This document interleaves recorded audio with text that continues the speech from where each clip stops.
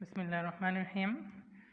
প্রিয় শিক্ষার্থীবৃন্দ, সকলকে জানাই আমার অন্তঃস্থল থেকে সশ্রদ্ধ সালাম। আসসালামু আলাইকুম রহমতুল্লাহি ওয়া বারাকাতুহু। আশা করি সকলে আল্লাহর রহমতে ভালো আছো, আমিও ভালো আছি। তো আমরা অনেকদিন যাবৎ করোনা ভাইরাসের কারণে প্রাতিষ্ঠানিক ক্লাস নিতে পারছি না। তোমরাও ক্লাসে অংশগ্রহণ করতে পারছো না। সেজন্য সরকারের নির্দেশনা অনুযায়ী আমরা অনলাইন ভিত্তিক ক্লাস চালু করেছি। সেই অনলাইন ভিত্তিক ক্লাসের অংশ হিসাবে আজকে আমি তোমাদের সামনে আলোচনা করব ভার্ব এবং টেন্স সম্পর্কে। ওকে, আমাদের অনলাইন ক্লাসের প্রথম পর্ব ভার্ব এবং টেন্স। তো এখানে তোমরা নিশ্চয়ই দেখতে পাচ্ছো ভার্ব এবং টেন্স। ভার্ব এবং টেন্স সম্পর্কে আমরা নিশ্চয়ই আজকের ক্লাসে আলোচনা করব।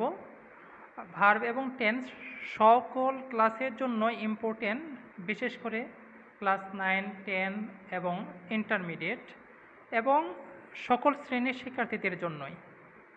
যাই হোক, ভার্ব এবং টেন্স আলোচনা করার পূর্বে আমরা কিছু বিষয় আলোচনা করব, সেটা হলো পার্সন।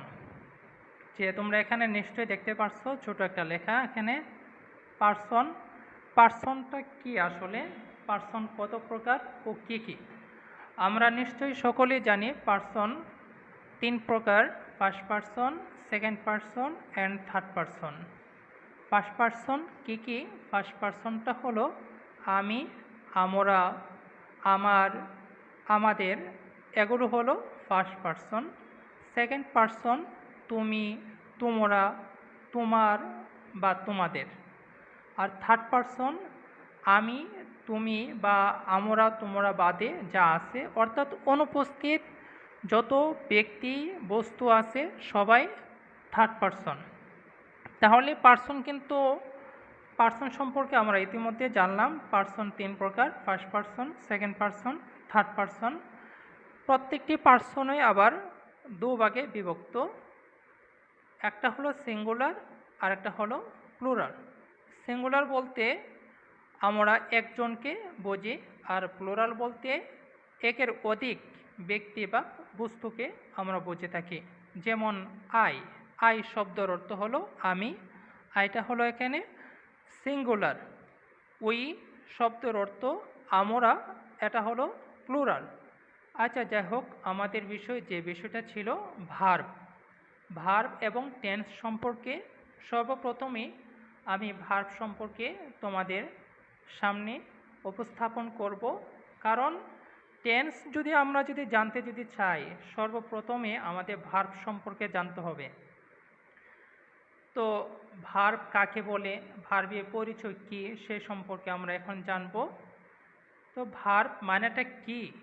ভার্ব মানেটা হলো ক্রিয়া বা কাজ। তবে আমরা অনেকে বুঝতে পারি না কাজটা কি আসলে।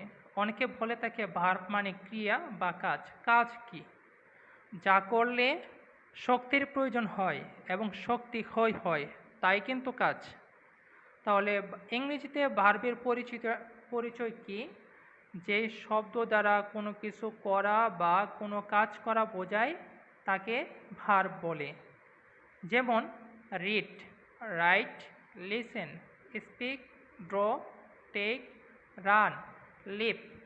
এখানে কিছু শব্দ দেওয়া আছে, প্রত্যেকটি শব্দ দ্বারাই কোনো না কোনো কাজ বোঝাচ্ছে। যেমন রিড অর্থ পড়া, এটা কিন্তু একটা কাজ। রাইট অর্থ লেখা, এটাও কিন্তু একটা কাজ। যাই হোক, তো ভার্বের পরিচয় সম্পর্কে জানতে তো আমরা দেখি ভার্ব প্রধানত ভার্বের প্রকারভেদ। এখন জানলাম কি, ভার্বের সংজ্ঞাটা জানলাম বা পরিচয় জানলাম, যে শব্দ দ্বারা কোনো কাজ করা বোঝায় তাই হলো ভার্ব। ভার্ব প্রধানত 2 প্রকার: ফিনিট আর একটা হলো নন ফিনিট ভার্ব। ফিনিট আর নন ফিনিট ভার্ব সম্পর্কে আমাদের তেমন জানা না থাকলেও চলবে। অর্থাৎ যেহেতু এখানে লেখা চলে আসছে, তো আমরা বললাম যেহেতু ফিনিট ভার্ব আর নন ফিনিট ভার্ব। ফিনিট মানেটা হলো কোনো কাজের সমাপ্তি বোঝানো, যে ভার্ব দ্বারা কোনো কাজের সম্পূর্ণরূপে সমাপ্তি বোঝায়, বা এখানে দেওয়া আছে এখানে যে ভার্ব তার অর্থকে অথবা তার কাজ বা কর্তব্যকে সম্পূর্ণরূপে প্রকাশ করতে পারে তাকে ফিনিট ভার্ব বলে। যেমন হি রাইটস, সে লিখে। আমরা যদি রাইট শব্দটা যদি ইউজ করি, রাইট শব্দ দ্বারাই বুঝতে পারি সে কি করছে, সে লিখছে, তার লেখাটা কিন্তু একটা কাজ। আবার নন ফিনিট ভার্ব অসমাপিকা ক্রিয়া, তার সংখ্যাটা দেখে আমরা বুঝতে পারছি মানে কোনো কাজের সমাপ্তি বোঝায় না, অর্থাৎ কোনো কাজের অর্থ সম্পূর্ণরূপে প্রকাশ করে না। তাহলে এখানে সংজ্ঞাটা কী লেখা, যে ভার্ব তার অর্থ বা কাজ সম্পূর্ণরূপে প্রকাশ করতে পারে না তাকে নন ফিনিট ভার্ব বলে। যেমন হি ওয়ান্টস টু রাইট, এখানে টু রাইট লিখতে, টু রাইট, রাইট শব্দর অর্থ লেখা, আর টু রাইট শব্দর অর্থ হলো লিখতে। এখানে যে দেওয়া আছে যে টু রাইট শব্দর অর্থ লিখতে, কি লিখতে, আমরা কিন্তু প্রশ্ন করলে কোনো উত্তরই মানে খুঁজে পাচ্ছি না, তো সেজন্য এটা হলো নন ফিনিট ভার্ব। তো এভাবে আমাদের যেমন আবার ফিনিট ভার্বকে আবার দুই ভাগে ভাগ করা হয়েছে, প্রিন্সিপাল ভার্ব আর একটা হলো অক্সিলিয়ারি ভার্ব। ফিনিট ভার্ব দুই প্রকার, প্রিন্সিপাল ভার্ব আর একটা হলো অক্সিলিয়ারি ভার্ব। প্রিন্সিপাল ভার্বটা কি, যে ভার্ব অন্য কোনো ভার্বের সাহায্য ছাড়া নিজের অর্থ সম্পূর্ণরূপে প্রকাশ করতে পারে তাকে প্রিন্সিপাল ভার্ব বলে। যেমন সিং, রিড, স্পিক ইত্যাদি। তো এখানে রিড যে শব্দটা আছে, এখানে আমাদের রিড, রিড যে শব্দটা আছে, রিড শব্দটা দিয়ে, রিড শব্দ অর্থ পড়া, রিড শব্দটা ইউজ করলে আমরা বুঝতে পারি সে পড়ছে, কোন একটা কাজকে ইন্ডিকেট করছে, তার নিজের অর্থ নিজেই সম্পূর্ণ করতে পারছে, সেজন্য এটা হলো প্রিন্সিপাল ভার্ব। আর অক্সিলারি ভার্ব, যে ভার্ব নিজে তার অর্থ সম্পূর্ণরূপে প্রকাশ করতে পারে না কিন্তু বিভিন্ন প্রকার সেন্টেন্স গঠনে প্রিন্সিপাল ভার্বকে সাহায্য করে তাকে অক্সিলারি ভার্ব বলে। তো আমাদের অক্সিলারি ভার্বগুলো কি কি আমরা এখানে জানলাম, প্রিন্সিপাল ভার্ব কাকে বলে, অক্সিলারি ভার্ব কাকে বলে। আর একটু সহজ ভাষায় বলে থাকি, যেমন যদি কোনো একটা প্রতিষ্ঠানে, যদি কোনো প্রতিষ্ঠান থাকে, শিক্ষা প্রতিষ্ঠান, সেই শিক্ষা প্রতিষ্ঠানে বা যে কোনো প্রতিষ্ঠান হোক, দুই ধরনের ব্যক্তি থাকে। একজন থাকে, যেমন একটা শিক্ষা প্রতিষ্ঠান প্রিন্সিপাল স্যার থাকে বা অ্যাসিস্ট্যান্ট টিচার থাকে। তো প্রিন্সিপাল স্যার কিন্তু নিজের সিদ্ধান্ত প্রতিষ্ঠানের ব্যাপারে বা প্রাতিষ্ঠানিক অভ্যন্তরীণ যে কোনো কাজে নিজের সিদ্ধান্ত তিনি নিজেই নিতে পারে। কিন্তু অক্সিলারি ভার্ব বলতে অ্যাসিস্ট্যান্ট টিচারকে যদি আমরা যদি ধরি, অ্যাসিস্ট্যান্ট বা সহকারী শিক্ষক কোনো কাজে, প্রতিষ্ঠানের ব্যাপারে কোনো কাজে নিজের সিদ্ধান্ত নিজে নিতে পারে না, বরং তিনি প্রিন্সিপাল স্যারকে বিভিন্নভাবে সাহায্য করে থাকে।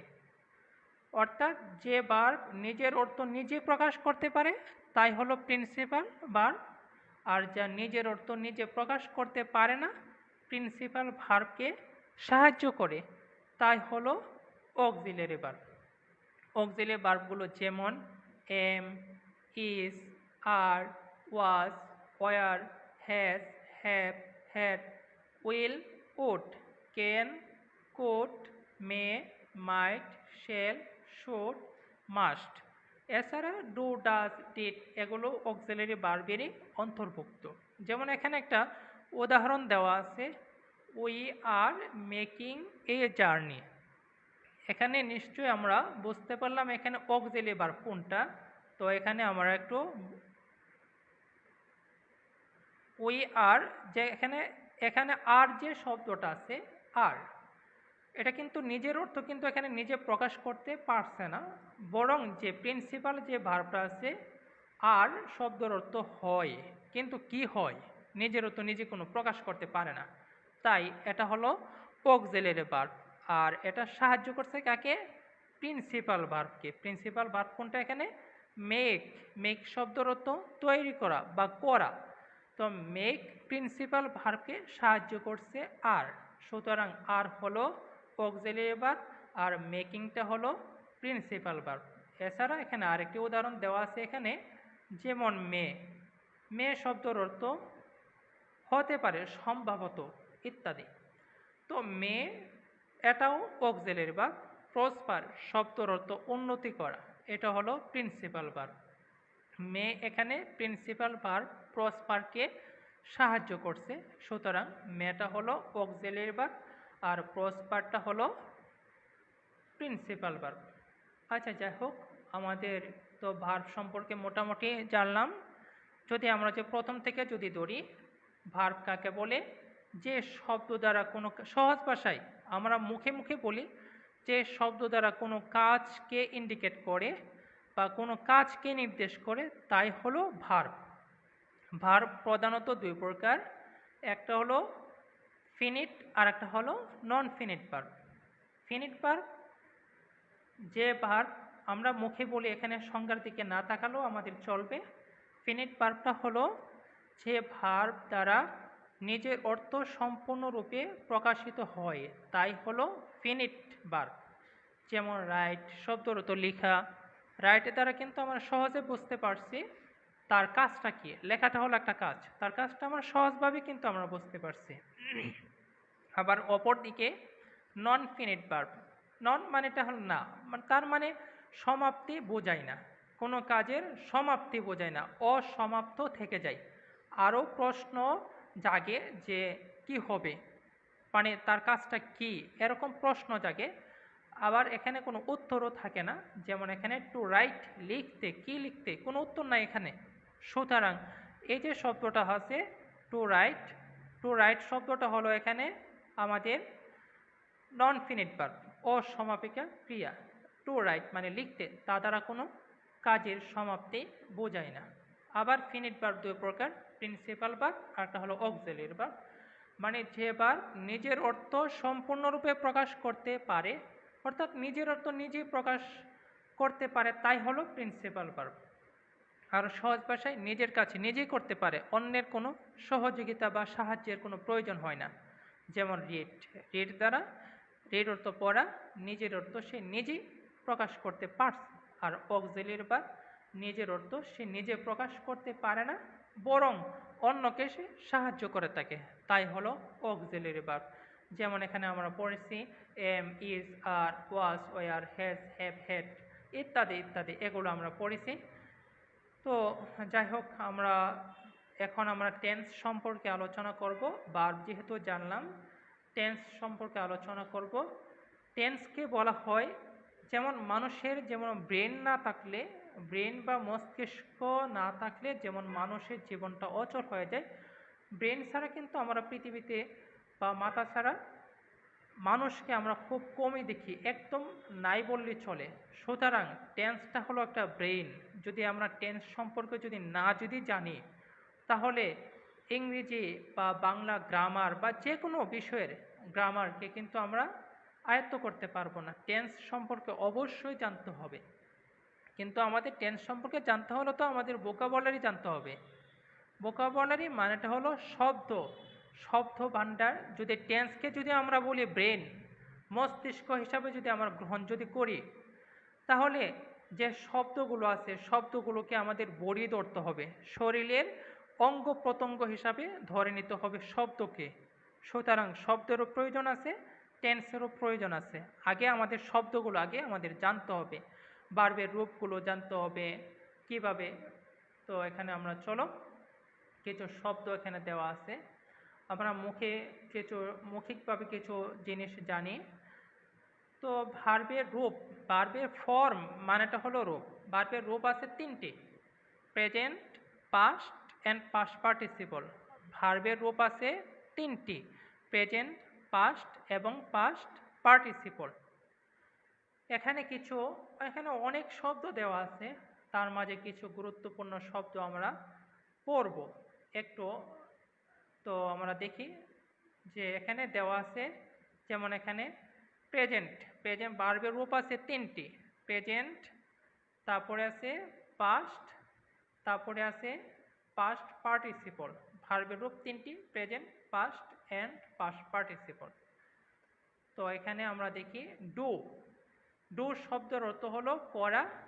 ডু এর পাস্ট ফর্ম, অর্থাৎ আমরা 1 নাম্বার ভার্বের সাধারণত আমরা এভাবে ইন্ডিকেট করি, ভার্বের 1 নাম্বার, 2 নাম্বার, 3 নাম্বার এভাবে ইউজ করি। তো এখানে ডু এটা প্রেজেন্ট ফর্ম, অর্থাৎ ভার্বের 1 নাম্বার ফর্ম। ডু শব্দের অর্থ করা।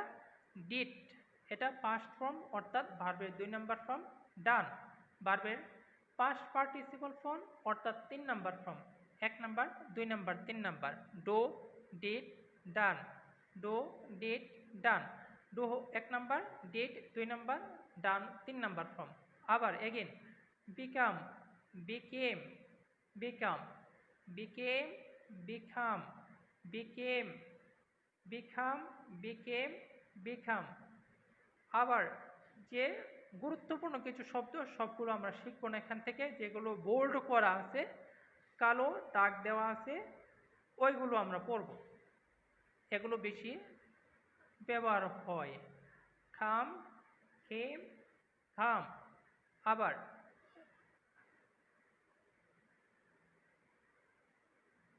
গেট। গেট শব্দের অর্থ হলো পাওয়া। গেট, ঘট, ঘটেন বা ঘটও ইউজ করা যায়। 3 নাম্বার শব্দটা মানে 3 নাম্বার ফর্ম, ঘটও ইউজ করা যায় বা ঘটেনও ইউজ করা যায়। তারপর নিচের দিকে চলি আমরা। গিভ। গিভ শব্দের অর্থ দেওয়া। গিভ এর 2 নাম্বার ফর্ম, অর্থাৎ পাস্ট ফর্মটা হলো গেভ, 3 নাম্বারটা গিভেন। তারপরে আবার দেখি নো। যা নো না, অনেকে উচ্চারণ করে নো, নো অর্থ তো না, এটা নো। নো শব্দের অর্থ জানা। Know, knew, known. Know, knew, known. Make. Make অর্থ তৈরি করা। Make, made, made. Meet. Meet অর্থ সাক্ষাৎ করা। Meet, met, met. আবার সি, দেখা। সি অর্থ দেখা। See, saw, seen. তারপরে আবার দেখি আমরা স্পিক। স্পিক শব্দের অর্থ কথা বলা। স্পিকের পাস্ট ফর্ম এবং পাস্ট পার্টিসিপল ফর্মটা কি? স্পিক অর্থ কথা বলা। Speak, spoke, spoken. আবার সিং অর্থ গান গাওয়া। Sing, sang, sung. Take. Take অর্থ লওয়া। Take, took, taken. Take, took, taken. আবার রাইট। রাইট শব্দের অর্থ লেখা। Write, wrote, written. Write, wrote, written. Leave. Leave শব্দের অর্থ ত্যাগ করা। Leave, left, left. গো অর্থ যাওয়া। গো, ওয়েন্ট, গন। অ্যাপ্লাই। অ্যাপ্লাই শব্দের অর্থ নিয়োগ করা। Apply, applied. ইডি সংযুক্ত করে দিলে আমাদের 2 নাম্বার বা 3 নাম্বার ফর্মটা হয়ে যাচ্ছে। Apply, applied, applied. আবার অ্যাকসেপ্ট। অ্যাকসেপ্ট অর্থ গ্রহণ করা। Accept, accepted, accepted. আরও কিছু শব্দ অ্যাড অর্থ যোগ করা। এভাবে এখানে অনেকগুলো মোস্ট ইম্পর্টেন্ট শব্দ দেওয়া আছে, তোমরা এগুলো দেখে নিতে পারো বা পড়তে পারো। নিশ্চয়ই এখানে স্ক্রিনে কিন্তু ভেসে উঠছে শব্দগুলো, তোমরা ইচ্ছে করলে স্ক্রিনশট দিয়েও তোমরা রাখতে পারো। অনেকগুলো শব্দ এখানে দেওয়া আছে। তো চলো আমরা বেশি সময় ব্যয় না করে আমরা সরাসরি টেন্সে চলে যাই। এখানে আবারও শব্দগুলো দেখাচ্ছি, তোমরা ইচ্ছা করলে স্ক্রিনশট দিয়ে রাখতে পারো।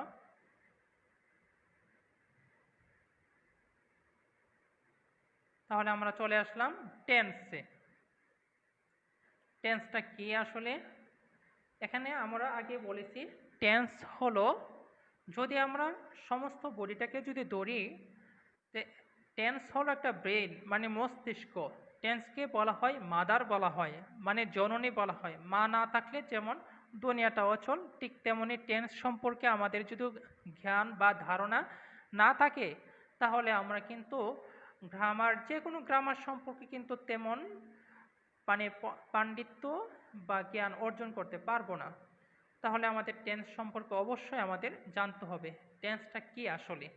টেন্স প্রত্যেক ভাষাতেই, টেন্স মানেটা হলো কাল, প্রত্যেক ভাষাতে টেন্স বা কাল রয়েছে। যেমন আমাদের মাতৃভাষা বাংলায় টেন্স 3 প্রকার: বর্তমান, অতীত, ভবিষ্যৎ। তেমনি ইংরেজিতেও 3 প্রকার। তাহলে টেন্স 3 প্রকার আলোচনা করার পূর্বে টেন্সটা কি, টেন্স সম্পর্কে আমরা আলোচনা করি। টেন্সের যে শাব্দিক যে অর্থটা আছে, তো এখানে টেন্সের শাব্দিক অর্থ ক্রিয়ার কাল, অর্থাৎ ক্রিয়া মানেটা হলো কোনো কাজ, যে কোনো কাজে কিন্তু একটা কাজ সেটা অতীতও করতে পারে, বর্তমানও করতে পারে বা ভবিষ্যতেও ঘটার সম্ভাবনা রয়েছে। একটা কাজ তিনও কালের যে কোনো একটা কালে কিন্তু ঘটতে পারে। সুতরাং টেন্স শব্দটির শাব্দিক অর্থ হলো ক্রিয়ার কাল। আমরা বাংলা ভাষায় টেন্স বলতে বুঝি 3টি কালের কোনো এক সময়ে ক্রিয়া সংগঠিত হওয়ার সময়কে টেন্স বলে। ক্রিয়া মানেটা হলো কাজ, কোনো কাজ সংগঠিত হওয়ার সময়কে টেন্স বলে। ইংরেজিতে অর্থাৎ প্রত্যেক ভাষাতেই টেন্স 3 প্রকার: present, past and future. Present অর্থ বর্তমান, পাস্ট অর্থ অতীত, ফিউচার শব্দের অর্থ ভবিষ্যৎ। যাই হোক, আবার প্রত্যেকটি টেন্স আবার 4 ভাগে বিভক্ত: indefinite, continuous, perfect, perfect continuous. তো চলো আমরা তো সময় আর বেশি ব্যয় করবো না, তাহলে আমাদের টেন্স সম্পর্কে জানলাম, টেন্সের সংজ্ঞাটা জানলাম, টেন্সের প্রকারভেদ জানলাম 3 প্রকার। আবার প্রত্যেকটি টেন্স 4 ভাগে বিভক্ত। 4 ভাগে বিভক্ত হয়তো কেউ নাও বুঝে থাকতে পারে, অর্থাৎ প্রেজেন্ট টেন্স 4 প্রকার, পাস্ট টেন্স 4 প্রকার, ফিউচার টেন্সও 4 প্রকার: present indefinite, present continuous, present perfect, present perfect continuous. আবার পাস্টও সেম প্রেজেন্টের মতন: past indefinite, past continuous, past perfect continuous. তো এখন আমরা আলোচনা করব প্রেজেন্ট ইনডিফিনিট টেন্স সম্পর্কে। প্রেজেন্ট ইনডিফিনিট টেন্স সম্পর্কে আমরা এখন আলোচনা করব। প্রেজেন্ট শব্দের অর্থটা কি? প্রেজেন্ট অর্থ বর্তমান, ইনডিফিনিট শব্দের অর্থ অনির্দিষ্ট, টেন্স শব্দের অর্থ কাল। প্রেজেন্ট অর্থ বর্তমান, ইনডিফিনিট শব্দের অর্থ অনির্দিষ্ট, টেন্স মানেটা হলো কাল। তাহলে এখানে আমরা সংজ্ঞাটা যদি পড়ি, প্রেজেন্ট ইনডিফিনিট টেন্স মানেটা হলো বর্তমান ও নির্দিষ্ট কাল। তাহলে আমরা সংজ্ঞাটা দেখি। ডেফিনিশন অর্থ সংজ্ঞা, ডেফিনিশন অর্থ সংজ্ঞা মানে পরিচয়। যে ক্রিয়ার কাজ বর্তমান অনির্দিষ্ট সময়ে হয় বা হয়ে থাকে তাকে প্রেজেন্ট ইনডেফিনিট টেন্স বলে। অথবা অন্যভাবে বললে, যে টেন্স দ্বারা বর্তমানের কাজ অভ্যাসগত বা চিরসত্য কোনো কাজকে নির্দেশ করে তাকে প্রেজেন্ট ইনডেফিনিট টেন্স বলে। তাহলে এখান থেকে আমরা কি জানলাম? বর্তমান সময়ে যদি একটা কাজ অনির্দিষ্টভাবে হয়, যেমন আমি পড়ি, ইংরেজিটা হলো ইংরেজি হলো আই, রিড অর্থ পড়া, তাহলে আমি পড়ি আই রিড। এখানে কিন্তু কোনো নির্দিষ্ট সময় নেই। আই রিড আমি পড়ি, এটা কিন্তু বর্তমান। আমি পড়লাম ওইটা অতীত, আর আমি পড়বো ওইটা ভবিষ্যৎ। কিন্তু আমি পড়ি বর্তমান, কিন্তু এখানে কিন্তু কোনো নির্দিষ্ট সময় নেই, সেজন্য এটা হলো প্রেজেন্ট ইনডেফিনিট টেন্স। কোনো নির্দিষ্ট সময় থাকবে না এখানে। আবার বর্তমানে কাজকে নির্দেশ করবে কিন্তু নির্দিষ্ট কোনো সময় থাকবে না, তাহলে সেটা হবে প্রেজেন্ট ইনডেফিনিট টেন্স। তাহলে আমরা চিনব কিভাবে? যে টেন্স তো আছে মোট 12টি আছে, তাহলে 12টি টেন্সের মধ্যে আমরা কিভাবে চিনব কোনটা কোন টেন্স, কিভাবে চিনব? তাহলে তো আমাদের চিনার উপায়গুলো তো আমাদের অবশ্যই জানতে হবে। তাহলে এখানে আমরা চলো চিনার উপায়গুলো আমরা জানি। প্রেজেন্ট ইনডেফিনিট টেন্স চিনার উপায়: বাংলা ক্রিয়ার শেষে সরাই ও রস্ব ই এ ও 29টা ও দন্তন্য দন্তস্ব থাকে, যেমন বলো, বলি, বলে, যাও, যায়, করেন, যাস ইত্যাদি। তো এখানে আমরা একটু বিস্তারিত ভিতরে গিয়ে আলোচনা করব। এখন আমরা তো প্রেজেন্ট ইনডিফিনিট টেন্সে যে কোনো জিনিসে যে ক্রিয়াটা কোথায় থাকে, ক্রিয়া মানেটা হচ্ছে ভার্ব। ইংরেজিতে বা বাংলা বাক্যে কোথায় ক্রিয়া থাকে এটা সম্পর্কে আমাদের জানা উচিত। বাংলা ক্রিয়া বাক্যের শেষে পাওয়া যায়। বাংলা ক্রিয়া, ক্রিয়া মানেটা হচ্ছে কাজ। বাংলা ক্রিয়া বাক্যের শেষে পাওয়া যায়, কিন্তু ইংরেজিতে ভার্ব অর্থাৎ ক্রিয়া, ভার্ব মানেটা হলো ক্রিয়া, ক্রিয়া সাবজেক্টের পরে বসে। অর্থাৎ বাংলা যেমন তাহারা মাঠে ফুটবল খেলে, তাহারা মাঠে ফুটবল খেলে এটা হলো বাংলা বাক্য। তাহারা মাঠে ফুটবল খেলে, এখানে খেলাটা হলো একদম শেষ যে শব্দটা, তাহারা মাঠে ফুটবল খেলে শেষ শব্দটা হলো খেলে, এটা হচ্ছে বাংলা বাক্য। খেলে শব্দটা হলো এখানে ক্রিয়া, কিন্তু ইংরেজিতে কি আসতেছে সাবজেক্টের পরে, কিন্তু এখানে আমাদের ভার্ব। কারণ এখানে তারা, তারা ইংলিশটাকে আমরা এমনিতে একটা উদাহরণ দিলাম, তারা ইংলিশটা হলো দে, খেলা ইংলিশটা হলো প্লে, কারণ সাবজেক্টের পরে ভার্বের অবস্থান। দে প্লে, কি খেলে, ফুটবল, কোথায়, ইন দ্য ফিল্ড, মাঠে। যাই হোক, প্রেজেন্ট ইনডিফিনিট টেন্সে তো আমাদের চিনলাম, চেনার উপায়টা জানলাম। এখানে বাংলা ক্রিয়ার শেষে, বাংলা ক্রিয়ার শেষে সরাই ও রস্ব ই এ ও 29টা ও দন্তন্য দন্তস্ব থাকে বাংলা ক্রিয়ার শেষে। তো আমাদের এখন তো গঠন অবশ্যই জানতে হবে, চেনার উপায় জানলাম। এখন আমরা গঠনটা দেখব। প্রথমে সাবজেক্ট বসে, তারপরে ভার্ব বসে। আমরা কিছুক্ষণ আগে আমরা বলেছি ভার্বের রূপ হলো তিনটি, প্রেজেন্ট, পাস্ট এবং পাস্ট পার্টিসিপল ফর্ম। তাহলে প্রেজেন্ট বলতে ভার্বের 1 নম্বর ফর্মকে বোঝায়, পাস্ট বলতে 2 নম্বর ফর্ম, পাস্ট পার্টিসিপল বলতে ভার্বের 3 নম্বর ফর্মকে ইন্ডিকেট করে। তাহলে এখানে কিন্তু আমাদের যে সাবজেক্টটা যে এখানে আছে, সাবজেক্টের পরে কি বসছে, ভার্ব এর প্রেজেন্ট ফর্ম, তার মানেটা হলো ভার্বের 1 নম্বর ফর্ম। প্রেজেন্ট ইনডিফিনিট টেন্সে যে গঠনটা আছে সেই গঠনটা হলো সর্বপ্রথমে সাবজেক্ট বসবে, তারপরে ভার্ব বসে, অর্থাৎ ভার্বের 1 number form plus object plus extension, মানে অতিরিক্ত অংশ যদি থাকে তাহলে বসবে। একটা উদাহরণ এখানে দিলাম, যেমন তাহারা মাঠে কাজ করে, তাহারা মাঠে কাজ করে। এই যে একটু আগে বললাম যে বাংলা ক্রিয়া শেষে, এদিকে তো এখানে আমরা বোল্ড করে দিলাম, এখানে বাংলা ক্রিয়া শেষে সরাই ও রস্ব ই এ 29টা ও দন্তন্য দন্তস্ব থাকে। বাংলা ক্রিয়াটা থাকে কোথায়, বাংলা বাক্যের শেষে পাওয়া যায় বাংলা ক্রিয়াটা। এদের শেষের যে শেষ যে অক্ষরটা আছে, শেষ অক্ষরটা সরাই ও রস্ব ই এ 29টা দন্তন্য, এদের যে কোনো একটা থাকবে। তাহলে তো আমরা তো এখানে দেখো তাহারা মাঠে ফুটবল খেলে, তাহারা মাঠে, তাহারা মাঠে কাজ করে, তাহলে করে, এখানে শেষ অক্ষরটা কি, এখানে করে। এখানে অনেকে কিন্তু ভাবতে পারে 29টা র আছে, কিন্তু আসলে কিন্তু না, 29টা র না। তাহলে আমরা বানান করি র একার রে, র আগে বললাম তারপর একারটা পরে বললাম, তার মানে র আগে তারপর একারটা পরে, শেষ অক্ষরটা হলো পরের যে শেষ অক্ষরটা আছে সেটা হলো একার। ওইখানে আমাদের চিনার মিতে কিন্তু একারটা ছিল, যেমন এখানে আমাদের যে বোল্ড করে দিলাম এখানে একারটা এ কিন্তু এখানে আছে, তার মানে কাজ করে, র একার রে, একার থাকার কারণে সেন্টেন্সটা হয়ে গেল প্রেজেন্ট ইনডিফিনিট টেন্স। চিনলাম একার থাকার কারণে সেন্টেন্সটা প্রেজেন্ট ইনডিফিনিট টেন্স। তারপরে আমরা গঠনটা দেখব। সাবজেক্ট প্রথমে কি বসে, সাবজেক্ট বসে, সাবজেক্টের পরে কি বসবে, ভার্বের প্রেজেন্ট ফর্ম অর্থাৎ 1 নম্বর ফর্ম প্লাস অবজেক্ট। যেমন তাহারা, তাহারা ইংরেজিকে নিশ্চয়ই আমরা জানি, তাহারা ইংলিশটা হলো দে। তাহলে এখানে দেখো আমরা তাহারা ইংলিশটা হলো এখানে দে,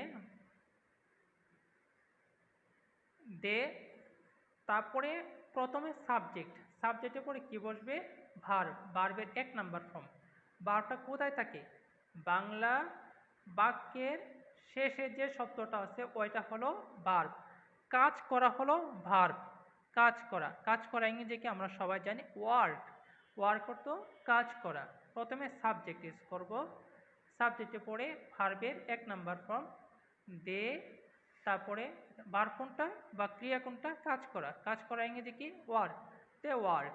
তারপরে কোথায়? In the field. এগুলো অতিরিক্ত অংশ।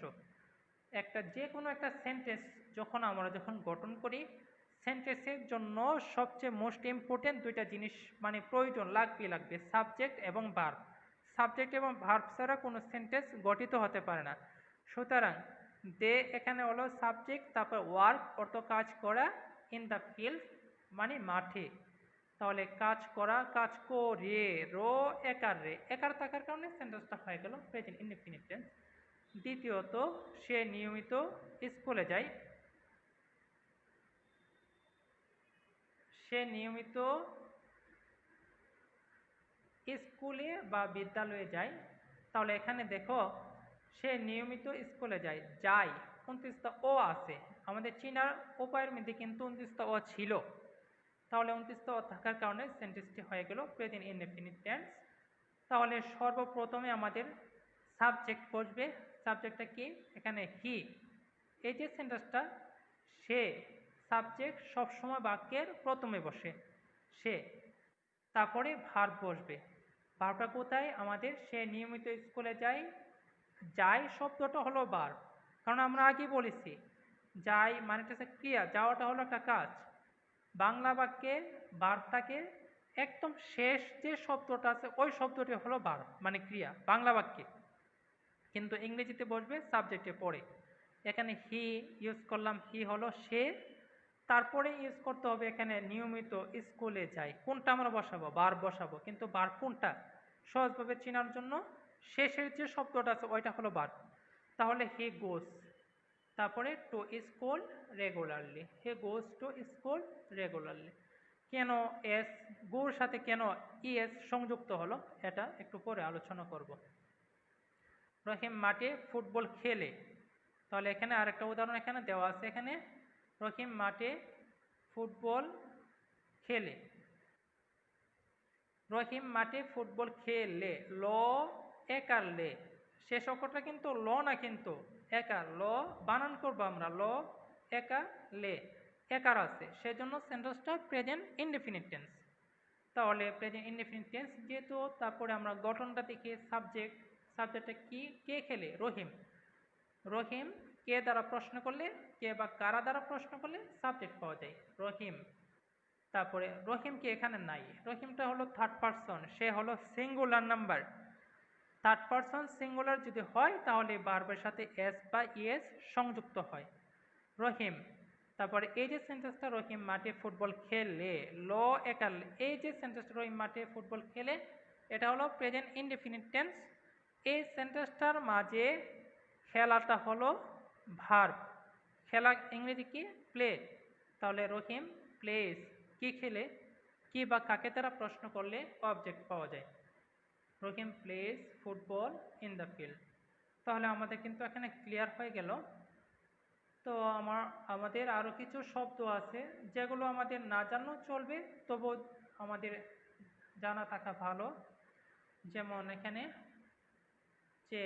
যে কোনো সময়ের উল্লেখ থাকে না এমন সেন্টেন্সে যদি কিছু শব্দ আছে এখানে, যে শব্দগুলো থাকলে আমরা বুঝবো সেন্টেন্সটি প্রেজেন্ট ইনডেফিনিট টেন্স।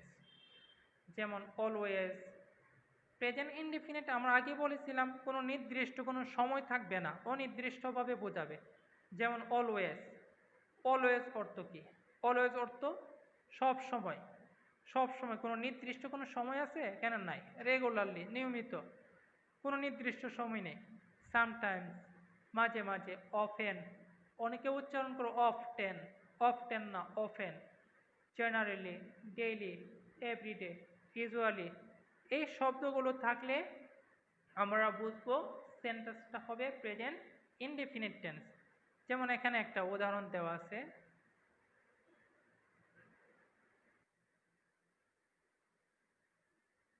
যেমন রহিম অলওয়েজ, অলওয়েজ শব্দটা থাকার কারণে সেন্টেন্সটি হয়ে গেল present indefinite tense. Rahim always goes to school, সে সব সময় বিদ্যালয়ে যায়, কোনো নির্দিষ্ট সময় নেই, আগামীকাল, আজকে, গতকাল, কোনো নির্দিষ্ট কোনো সময় নেই। তারপরে শরীফ গোজ হোম এভরিডে। আরেকটা কিন্তু আমাদের অনেকে কিন্তু সবচেয়ে যে জিনিসটা আমাদের আজকে জানা প্রয়োজন, অনেকে যেমন এখানে দেওয়া আছে শরীফ গোজ হোম, কিন্তু এখানে গোজ গোজ টু স্কুল হলো কেন? স্কুলের আগে কিন্তু এখানে টু আছে, কিন্তু গোজ টু স্কুল, কিন্তু গোজ টু হোম হলো না কেন? এই যে শব্দটা দেওয়া আছে আমরা অনেকে ভুল করি, মানে হোম যে শব্দটা আছে হোম, হোমের পূর্বে কখনোই টু বসবে না। যদিও কোনো দিকে স্থানান্তরিত বা যাওয়া বোঝাচ্ছে, কিন্তু হোমের পূর্বে কখনো টু বসবে না। আমি বাড়ি যাই, I go home, I go to home হবে না, এই সেন্টেন্সটা কিন্তু ভুল। আই গো টু ইউজ করা যাবে না। যেমন এখানে বিশেষ দ্রষ্টব্য 4টা শব্দ দেওয়া আছে, এখানে 4টা শব্দের পূর্বে কখনো টু বসবে না। যেমন হোম, অ্যাব্রোড, হিয়ার, দেয়ার, এই 4টি শব্দের পূর্বে কখনো টু বা ইনফিনিটিভ বসে না। যেমন হে গোজ হোম বা অ্যাব্রোড, অ্যাব্রোড শব্দের অর্থ বিদেশ, হোম অর্থ দেশ বা বাড়ি, অ্যাব্রোড শব্দের অর্থ বিদেশ। হে গোজ হোম অ্যাব্রোড, এই সেন্টেন্সটা কারেক্ট। আবার যদি আমরা ইউজ করি হে গোজ টু হোম বা অ্যাব্রোড, তাহলে এটা হলো ইনকারেক্ট, কারণ হোম বা অ্যাব্রোডের পূর্বে কখনো টু বসবে না। যাই হোক, তো আমাদের যে একটু আগে বলছিলাম এস বা ইয়েস মানে কখন, কোথায়, কিভাবে অ্যাড হয় ভার্বের সাথে। যদি শর্ত থাকে যে সাবজেক্ট যখন থার্ড পারসন ও সিঙ্গুলার নাম্বার এবং প্রেজেন্ট ইনডিফিনিট টেন্স হবে, তখন ভার্বের শেষে এস বা ইএস যোগ হবে। যেমন এখানে কি বলে, Rahim establishes an institution, establish an institution. Tense তো আছে 12টি টেন্স আছে, 12টি টেন্সের মধ্যে শুধু প্রেজেন্ট ইনডিফিনিট টেন্স হলে আর সাবজেক্টটা হতে হবে থার্ড পারসন সিঙ্গুলার নাম্বার, আর টেন্স হতে হবে present indefinite tense. Subject third person singular এবং প্রেজেন্ট ইনডিফিনিট টেন্স হলে তাহলেই ভার্বের সাথে এস বা ইএস সংযুক্ত হবে। যেমন এখানে কিছু উদাহরণ দেওয়া আছে এখানে, যেমন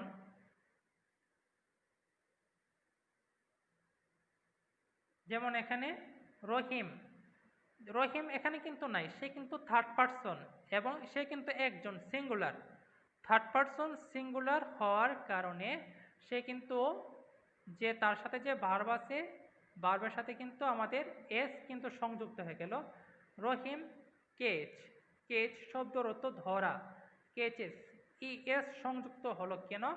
রহিম হলো থার্ড পারসন এবং সে হলো সিঙ্গুলার নাম্বার, আর সেন্টেন্সটা হলো present indefinite tense. Present indefinite tense হতে হবে এবং সাবজেক্ট হতে হবে থার্ড পারসন এবং সিঙ্গুলার নাম্বার হতে হবে, তাহলে ভার্বের সাথে এস বা ইএস সংযুক্ত হবে। কেচ, কেচের সাথে ইএস সংযুক্ত হলো, রহিম কেচেস। তারপরে আবার দ্বিতীয় উদাহরণ, শি ডাজ ছিল ডু, ডুর সাথে ইএস হয়ে গেল শি ডাজ। তারপরে আবার দেওয়া আছে এখানে প্লে, প্লে দেওয়া আছে যে প্লে, প্লের সাথে এস হলো he plays, he plays football in the field. He হলো এখানে third person singular number, so ভার্বের সাথে এস বা ইএস সংযুক্ত হলো। তাহলে এখন আমরা আলোচনা করব, নিশ্চয়ই প্রেজেন্ট ইনডিফিনিট টেন্স সম্পর্কে আমরা বুঝতে পেরেছি। আবারও 1 মিনিটে বা 2 মিনিটের ভিতরে আমি আলোচনা করে দিচ্ছি। প্রেজেন্ট ইনডেফিনিট টেন্স তা হলো বর্তমানে অনির্দিষ্টভাবে যা বোঝায়। যদি কোনো কাজ বর্তমানে অনির্দিষ্টভাবে হয় সেটা হলো প্রেজেন্ট ইনডেফিনিট টেন্স। আর প্রেজেন্ট ইনডেফিনিট টেন্স চেনার উপায়, বাংলা ক্রিয়া শেষে সরাই অ, হ্রস্ব এ, এ, ও 29টা অ দন্তান্ন দন্তস্ব থাকে। আর বাংলা ক্রিয়া আমরা জানি বাংলা ক্রিয়াটা কোথায় পাওয়া যায়। একটা বাংলা বাক্য যখন বলবো, যেমন আমি সংবাদপত্র পড়ি, এখানে শেষ শব্দ কোনটা? পড়ি। আমি সংবাদপত্র পড়ি, শেষ শব্দ বাংলা বাক্যের শেষ যে শব্দটা আছে ওই শব্দটা হলো ক্রিয়া বা ভার্ব। তাহলে পড়ি ডসিনার রস্বীকার রি, এখানে কি আছে? রস্বীকারটা আছে, সেজন্য এটা হলো প্রেজেন্ট ইনডিফিনিট টেন্স। তাহলে আমি সংবাদপত্র পড়ি। তারপর চিনলাম সেন্টেন্সটা প্রেজেন্ট ইনডিফিনিট টেন্স, শেষ অক্ষরটা আছে ডসিনার রস্বীকার আছে, রস্বীকার থাকার কারণে। তারপরে আমাদের দেখতে হবে গঠনটা কি। নিশ্চয়ই আমরা জানি subject plus verb one plus object. তাহলে আমি ইংরেজি কি? আই।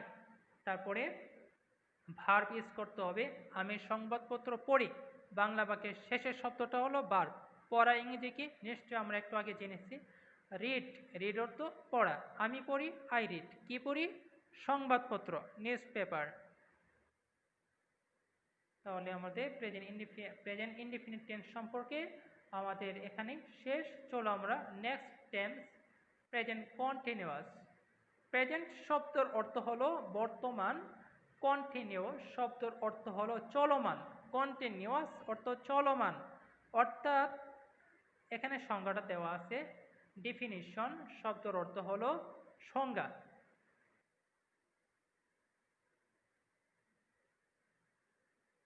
ডেফিনিশন সংজ্ঞা বা পরিচয়, যে ক্রিয়ার কাজ বর্তমান সময়ে চলছে বা চলিতেছে, অর্থাৎ যে ক্রিয়ার কাজ চলন্ত অবস্থার নির্দেশ প্রদান করে তাকে প্রেজেন্ট কন্টিনিউয়াস টেন্স বলে।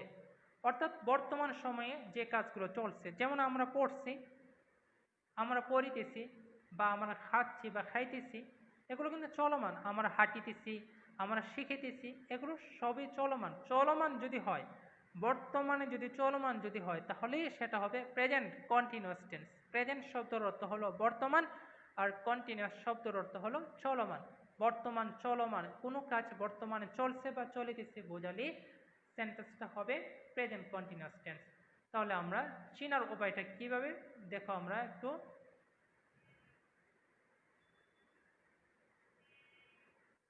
তো চেনার উপায়টা কি? চেনার উপায়টা হলো বাংলা ক্রিয়ার শেষে তেসো, তেসি, তেসেন, তেসে, ছো, ছি, ছে, ছেন থাকবে। অর্থাৎ বাংলা ক্রিয়ার শেষে তেসো, তেসি, তেসেন, তেসে, ছো, ছি, ছে, ছেন এগুলো থাকবে। তো আমাদের গঠনটা দেখে আগে। Subject, subject plus be verb. B verb বলতে আমরা বুঝি এম ইজ আর, ওয়াজ ওয়ারকে আমরা বুঝি, কিন্তু এখানে শুধু এম ইজ আর বসবে। প্রথমে প্রেজেন্ট কন্টিনিউয়াস টেন্সের যে গঠনটা আমরা দেখতেছি এখানে দেওয়া আছে সাবজেক্ট, সাবজেক্টে পরে দেওয়া আছে বি ভার্ব বলতে এখানে ব্র্যাকেটে দেওয়া আছে এম ইজ আর। কী কী বসবে? বি ভার্ব বলতে am is are, subject plus am is are plus ভার্বের সাথে আইএনজি বসবে। যে মূল যে একটা ভার্ব আছে, ভার্বের সাথে আই এন জি, অর্থাৎ জিরান্ট যাকে বলা হয়, আইএনজি বসবে। তারপরে অবজেক্ট ইত্যাদি। সাবজেক্ট প্লাস আমরা সহজ ভাষায় আমরা সাধারণত বলে থাকি subject plus am is are plus ভার্বের সাথে আইএনজি, এভাবে আমরা বলে থাকি সাধারণত। তাহলে চলো একটা উদাহরণ দেখি এখানে। রাসেল মাঠে ফুটবল খেলে। রাসেল মাঠে ফুটবল খেলে। রাসেল মাঠে ফুটবল খেলিতেছে। তাহলে এখানে খেলিতেছে আর খেলে যদি হয় তাহলে শুধু খেলে, তাহলে সেটা হবে প্রেজেন্ট ইনডেফিনিট টেন্স। আর খেলিতেছে, দেখো একটু একটু চিন্তা করো তোমরা, যে খেলিতেছে এটা কাজটা কিন্তু চলমান, এটা কিন্তু অতীতে না বা ভবিষ্যতও না, এটা বর্তমানে চলমান। খেলিতেছে, সে এখনো খেলছে বা খেলিতেছে। রাসেল মাঠে ফুটবল খেলিতেছে, তাহলে নিশ্চয়ই এটা প্রেজেন্ট মানে বর্তমান। তারপর আবার কন্টিনিউয়াস মানে চলমান, বর্তমানে চলিতেছে। তাহলে কিন্তু রাসেল মাঠে ফুটবল খেলিতেছে, তারপরে আমাদের খেলিতেছে, তেছে শব্দটা থাকার কারণে যে যে বাক্যটা হবে প্রেজেন্ট কন্টিনিউয়াস টেন্স। তাহলে প্রেজেন্ট কন্টিনিউয়াস টেন্স আমরা চিনলাম তেছে শব্দটা থাকার কারণে। তারপরে দেখব আমাদের গঠনটা কি। এই যে গঠনটা আছে, যেমন এখানে দেখালাম, তো প্রথমে কি বসবে? সাবজেক্ট। সাবজেক্টের পরে কি বসবে? এম, ইজ, আর, যে কোনো একটি। তারপরে সে, যে কোনো একটি বলতে আমরা একটু বোঝাই দেব একটু পরে। তারপরে ভার্বের সাথে আইএনজি বসে, অবজেক্ট বসে। তাহলে এখানে দেখো আমরা রাসেল মাঠে ফুটবল খেলিতেছে। আমরা কিন্তু জানি, একটু আগে বলেছি, বাংলা বাক্যের যে শেষের যে শব্দটা আছে, বাংলা বাক্যের শেষের শব্দ এখানে কোনটা? খেলিতেছে। খেলিতেছে এটা হলো ক্রিয়া, মানেটা হলো ভার্ব। বাংলা বাক্যটা যত বড়ই হোক না কেন, শেষ যে শব্দটা আছে ওই শব্দটা হলো ক্রিয়া বা ভার্ব। তাহলে এখানে আমরা দেখি, প্রথমে খেলিতেছে চিনলাম, সেন্টেন্সটি প্রেজেন্ট কন্টিনিউয়াস টেন্স। তারপরে গঠনটা কি? সাবজেক্ট। এখানে সাবজেক্ট কোনটা? নিশ্চয়ই আমরা দেখতে পারছি, সাবজেক্টটা হলো এখানে রাসেল। রাসেল, রাসেল আমরা বসাইলাম।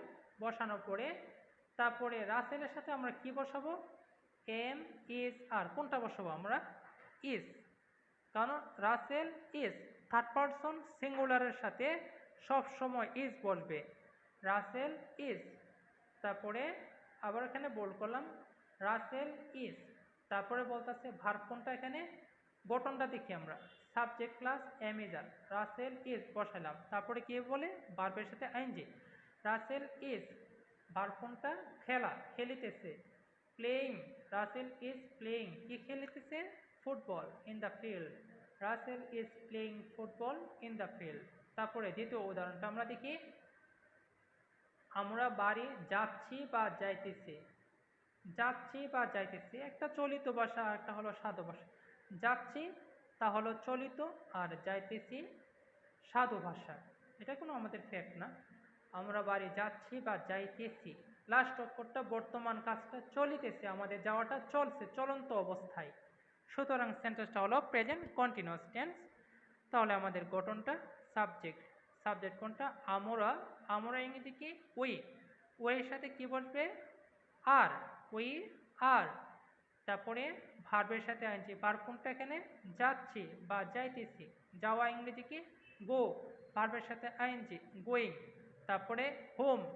এখানে টু হোম কিন্তু বসবে না, আমরা একটু আগে বলেছি হোমের পূর্বে কখনো টু বসবে না।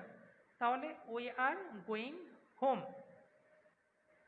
তাহলে আমাদের কিছু শব্দ আছে, যে শব্দগুলো থাকলে আমরা নিশ্চয়ই বুঝতে পারবো সেন্টেন্সটা প্রেজেন্ট কন্টিনিউয়াস টেন্স হবে।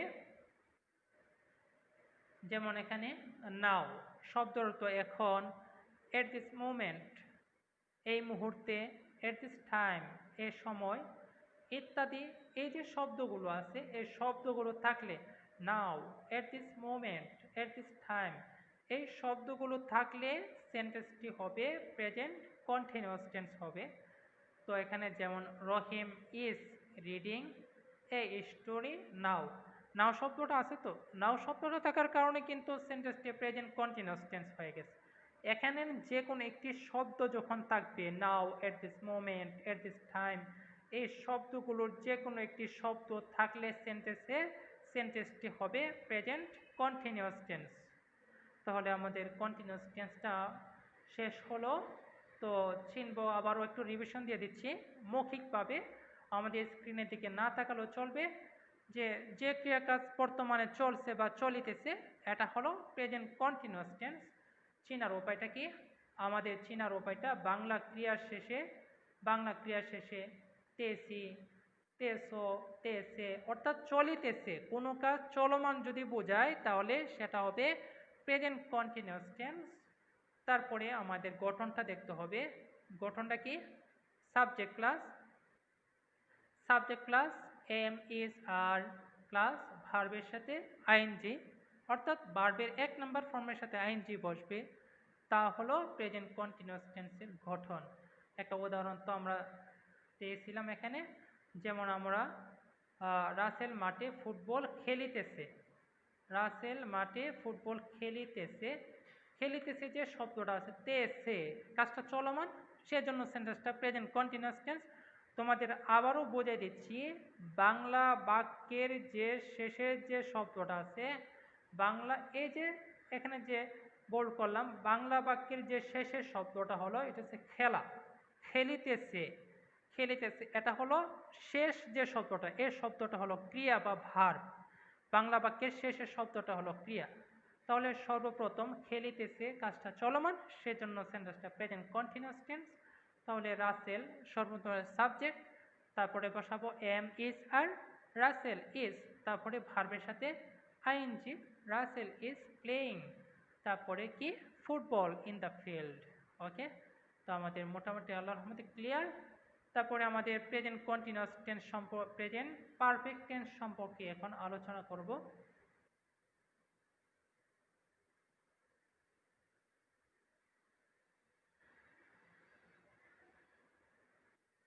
প্রেজেন্ট পারফেক্ট টেন্স,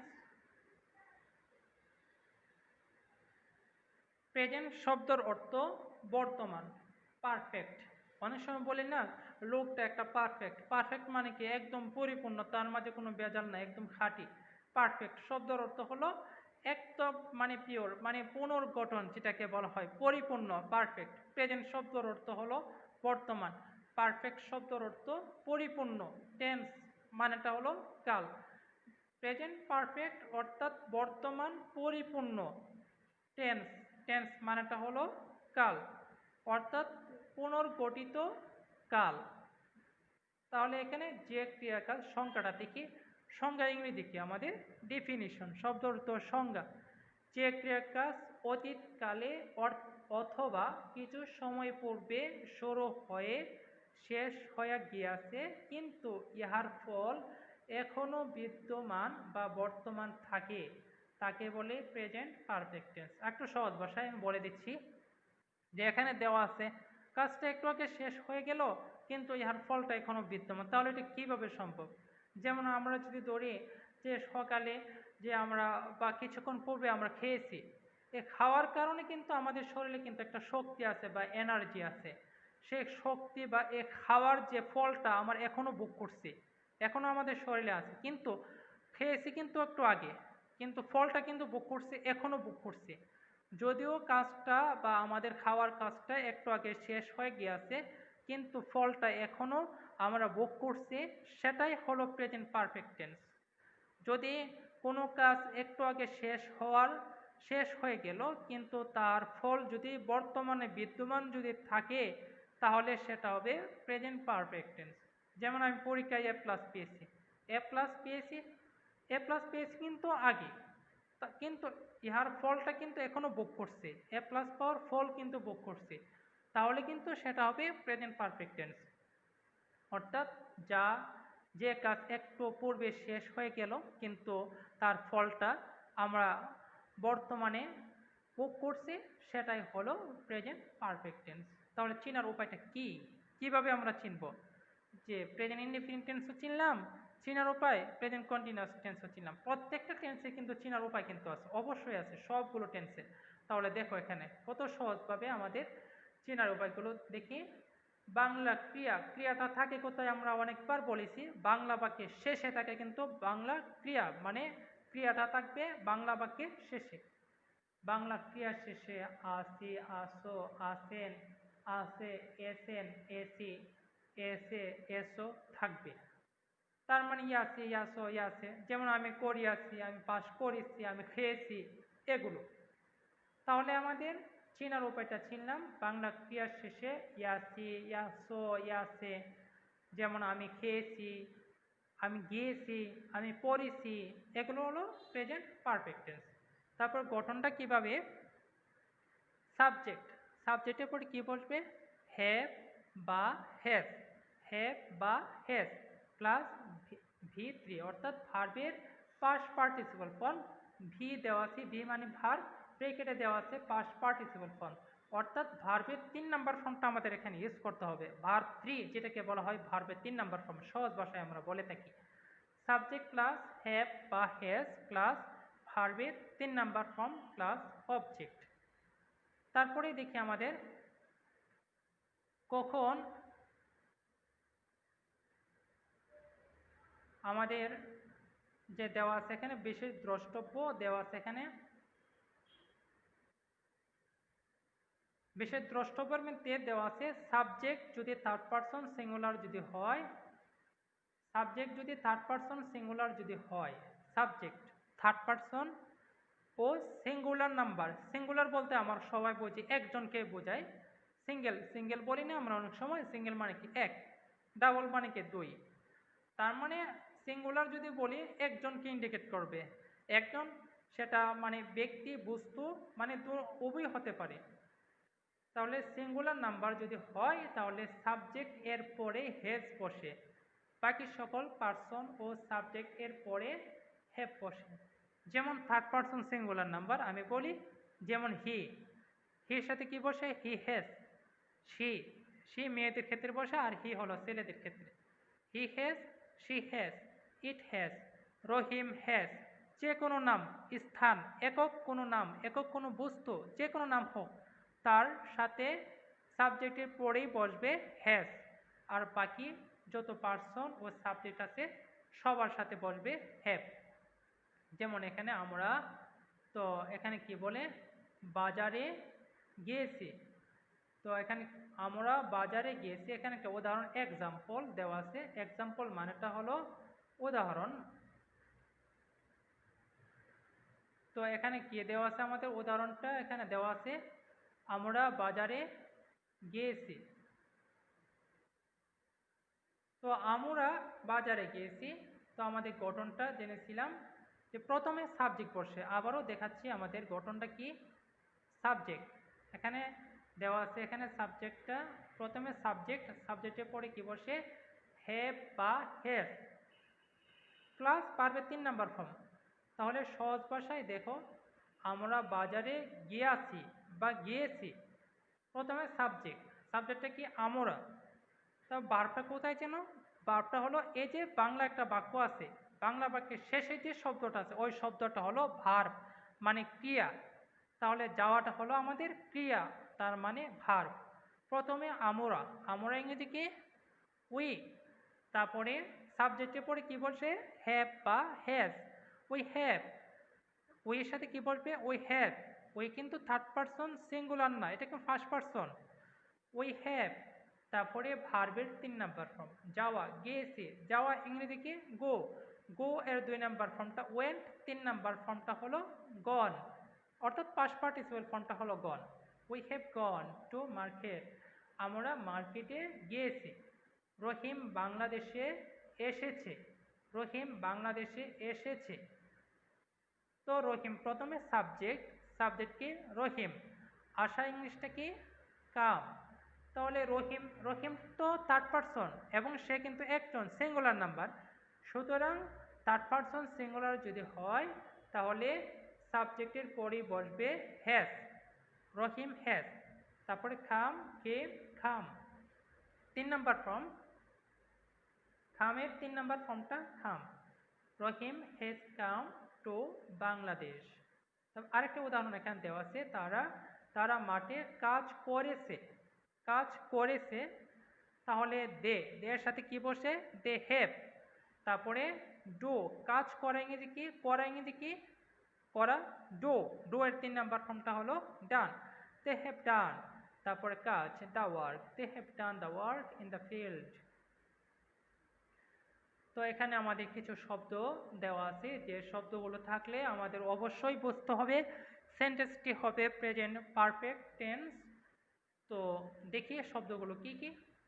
কোনো সেন্টেন্স এ যদি, আমরা কিন্তু এতক্ষণ যা আলোচনা করছি সেন্টেন্স মানে কি তাও কিন্তু আমরা অনেকে বুঝতে পারি না। সেন্টেন্সটা কি আসলে, সেন্টেন্সটা হলো একাধিক অর্থবোধক শব্দ মিলে, একাধিক অর্থবোধক শব্দ মিলে যদি কোনো মনের ভাব, যদি কোনো ব্যক্তি বা বক্তার মনের ভাব সম্পূর্ণরূপে প্রকাশিত হয় তাহলে কিন্তু তা হবে সেন্টেন্স।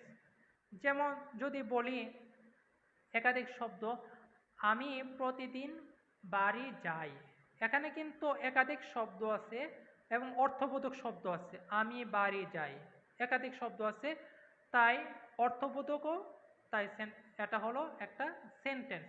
আবার যদি বলি আকাশে গরু উড়ে, এটা কিভাবে সম্ভব, এটা কিন্তু একটা কিন্তু সেন্টেন্স, আকাশে গরু উড়ে, এটা কিন্তু একটা সেন্টেন্স, কিন্তু সেন্টেন্সটা কিন্তু যথার্থ হয়নি, কারণ কিন্তু যদিও আমরা বললাম সেন্টেন্স, কিন্তু এটা সেন্টেন্সের পর্যায়ে পড়ে না, এটা অনুপযুক্ত। আমাদের বাংলা ভাষায় আছে না যে একটা সেন্টেন্সকে সার্থক করে তুলতে হলে তিনটে জিনিসের প্রয়োজন হয়: আকাঙ্ক্ষা, আসক্তি, যোগ্যতা। গরু আকাশে ওড়ে, গরু আকাশে ওড়ার তো তার কোনো মানে যোগ্যতাই নেই। তাহলে গরু, গরু কিন্তু একটা কিন্তু শব্দ, আকাশে এটা কিন্তু একটা শব্দ, উড়ে এটা কিন্তু আর একটা শব্দ, এক একটা কিন্তু অর্থ কিন্তু বোঝাচ্ছে। তারপরও যেহেতু তার যোগ্যতা নেই, তাহলে সেটা কিন্তু সেন্টেন্স হবে না। সেন্টেন্স হতে হলে মনের ভাব সম্পূর্ণরূপে প্রকাশিত হতে হবে এবং শব্দগুলো হতে হবে অর্থবোধক। যাই হোক, তাহলে আমাদের সেন্টেন্স সম্পর্কে জানলাম। তাহলে আমাদের কথা ছিল যে এই শব্দগুলো থাকলে, যেমন জাস্ট, জাস্ট শব্দ অর্থ ইতিমধ্যে, অনেক সময় আমরা বলে বলে থেকে জাস্ট অর্থ শুধু, এখানে জাস্ট অর্থ ইতিমধ্যে, জাস্ট এইমাত্র, জাস্ট নাও এইমাত্র, অলরেডি ইতিমধ্যে, lately, lately, lately, recently, never, ever, এই শব্দগুলো থাকলে সেন্টেন্সটি হবে present perfect tense. We have already done the work. তো এখানে অলরেডি যে শব্দটা আছে, অলরেডি থাকার কারণে সেন্টেন্সটা হলো present perfect tense. We have already done the work, already থাকার কারণে সেন্টেন্সটি হলো প্রেজেন্ট পারফেক্ট টেন্স। তাহলে আমরা একটু আবার আলোচনা করে দিচ্ছি প্রেজেন্ট পারফেক্ট টেন্সটা কি। যে ক্রিয়ার কাজ একটু পূর্বে শেষ হয়ে গিয়েছে কিন্তু ইহার ফল এখনো বিদ্যমান, তাকে বলা হয় প্রেজেন্ট পারফেক্ট টেন্স। চেনার উপায়: বাংলা ক্রিয়ার শেষে ইয়াসে, ইয়াসো, ইয়াসে, ইয়াসেন থাকবে। গঠনটা কি? সাবজেক্ট প্লাস হ্যাভ বা হ্যাজ প্লাস ভার্বের 3 নাম্বার ফর্ম প্লাস অবজেক্ট। যেমন উই হ্যাভ অলরেডি ডান, এটা ছিল মূলত ডু, কারণ এখানে 3 নাম্বার ফর্মটা হলো কেন? হ্যাভ আছে এখানে, হ্যাভ থাকার কারণে ভার্বের 3 নাম্বার ফর্ম হয়ে গেছে। We have already done the work. যাই হোক, তো এখানে আমরা তো 3টা টেন্স শেষ করলাম। তারপরে চলে আসলাম past indefinite tense. It is the most important tense among all others. Past indefinite tense, এতক্ষণ আমরা প্রেজেন্ট সম্পর্কে জানলাম। শুধু আমরা সবগুলো টেন্স পড়ব না, 12টা টেন্সের মাঝে মাত্র 6টা টেন্স পড়ব, কারণ 6টা টেন্সের 6টা টেন্স যদি আমরা ভালোভাবে যদি আয়ত্ত করতে পারি, তাহলে কিন্তু আমরা যে কোনো স্টোরি, গল্প বা প্যারাগ্রাফ অর্থাৎ অনুচ্ছেদ সব কিছু কিন্তু আমরা কিন্তু লিখতে পারবো। এই 5টা বা 6টা টেন্স কিন্তু আমাদের জন্য এনাফ। তাহলে চলো আমরা পাস্ট ইনডেফিনিট টেন্স সম্পর্কে জানি। পাস্ট অর্থ কি? পাস্ট অর্থ অতীত, ইনডেফিনিট অর্থ অনির্দিষ্ট, টেন্স অর্থ কাল, অর্থাৎ অতীতে অনির্দিষ্টকাল, অর্থাৎ অনির্দিষ্ট অতীতকাল যাকে বলা হয়। যে ক্রিয়ার কাজ অতীতকালে অনির্দিষ্টভাবে সংগঠিত হয়েছিল কিন্তু ইহার ফল, যে ক্রিয়ার কাজ অনির্দিষ্টভাবে সংগঠিত হয়েছিল কিন্তু বর্তমানে তার অস্তিত্ব নেই, এরূপ বোঝালে ভার্বের পাস্ট ইনডেফিনিট টেন্স অথবা সিম্পল পাস্ট টেন্স হয়। অর্থাৎ যে ক্রিয়ার কাজ অতীতে শেষ হয়ে গিয়েছে কিন্তু তার ফল এখন আর বিদ্যমান নেই, তাই হলো, অর্থাৎ তার কোনো অস্তিত্ব নেই, তাই হলো পাস্ট ইনডেফিনিট টেন্স। তাহলে আমরা চিনব কিভাবে? যে চেনার উপায়টা দেখে আমরা, বাংলা ক্রিয়া শেষে তো, তে, তাম, তেন, তি, লো, লে, লাম, লেন এদের যে কোনো একটি থাকে। যেমন এখানে আমরা তারপরে দেখি গঠনটা কি। সাবজেক্ট প্লাস ভার্বের পাস্ট ফর্ম অর্থাৎ V2 এখানে দেওয়া আছে। সাবজেক্ট প্লাস ভার্বের 2 নাম্বার প্লাস সাবজেক্ট প্লাস ভার্বের পাস্ট ফর্ম প্লাস অবজেক্ট। যেমন রহিম বাজারে গেল, এই যে একটা সেন্টেন্স, রহিম বাজারে গেল, ল আছে, বাংলা যে বাক্যটা আছে, বাংলা বাক্যের শেষের যে শব্দটা আছে, এখানে বাংলা বাক্যের শেষের যে শব্দটা আছে সেই শব্দের মধ্যে এখানে কি আছে? ল আছে। ল থাকার কারণে গেল, এটা কিন্তু বর্তমান না, এটা কিন্তু অতীত। গেল এটা কিন্তু চলে গেছে, তাহলে গেল ল থাকার কারণে, কারণ এখানে দেওয়া আছে বাংলা ক্রিয়ার শেষে তো তে তাম তেন তি লো লে লাম লেন, লেন বা গেল, ল আছে এখানে, ল থাকার কারণে সেন্টেন্সটি past indefinite tense. Past indefinite tense হওয়ার কারণে তারপরে দেখবো আমাদের গঠনটা কি, সাবজেক্ট প্লাস ভার্বের পাস্ট ফর্ম অর্থাৎ ভার্বের 2 নম্বর ফর্ম প্লাস অবজেক্ট।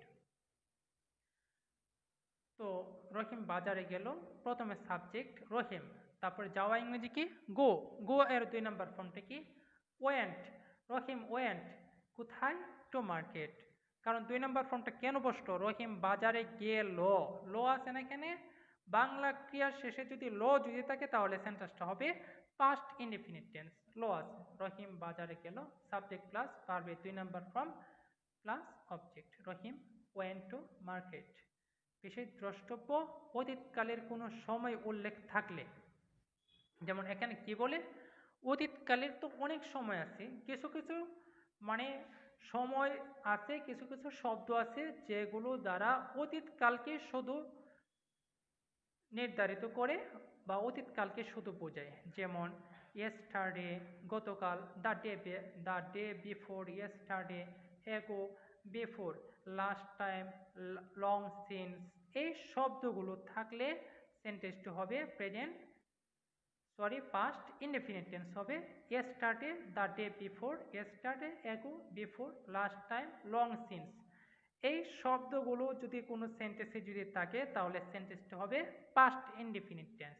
যেমন এই যে একটা সেন্টেন্স, এখানে আমি চিনবো কিভাবে যে সেন্টেন্সটি পাস্ট ইনডেফিনিট নাকি প্রেজেন্ট ইনডেফিনিট টেন্স, চিনবো কিভাবে, এখানে যে একটা শব্দ আছে, এখানে এই যে শব্দটা আছে, এই শব্দটার মধ্যে ইয়েস্টারডে অর্থাৎ গতকাল, গতকাল তো আজ নয়, এটা অতীত হয়ে গেছে, ইয়েস্টারডে শব্দটা থাকার কারণে সেন্টেন্সটি হলো পাস্ট ইনডেফিনিট টেন্স। তাহলে পাস্ট ইনডেফিনিট টেন্সের গঠনটা কি আমরা জানি, সাবজেক্ট প্লাস V2 মানে ভার্বের পাস্ট ফর্ম রহিম, তারপরে খাম, খামের 2 নম্বর ফর্মটা খেম, রহিম খেম হিয়ার, হিয়ার অর্থ এখানে, রহিম খেম হিয়ার ইয়েস্টারডে, তারপরে রহিম মেট হার লং সিন্স, মেট এর 2 নম্বর ফর্মটা হলো মেট, রহিম মেট হার লং সিন্স। ওকে, তারপরে আমাদের তো পাস্ট ইনডিফিনিট টেন্সটা আমরা এক কথায় বুঝে দিচ্ছি, যে ক্রিয়ার কাজ অতীতকালে শেষ হয়ে গিয়েছে তার কোনো অস্তিত্ব নেই, তাই পাস্ট ইনডিফিনিট টেন্স, অর্থাৎ বর্তমানে কোনো বিদ্যমান নেই, তাই হলো পাস্ট ইনডিফিনিট টেন্স। তারপর চিনব কিভাবে, বাংলা ক্রিয়ার শেষে তো, তে, তাম, তেন, তি, লো, লে, লাম, লেন এদের যে কোনো একটি থাকবে। তারপরে আমরা গঠনটা কি, সাবজেক্ট প্লাস ভার্বের পাস্ট ফর্ম অর্থাৎ V2 ভার্বের 2 number form plus object.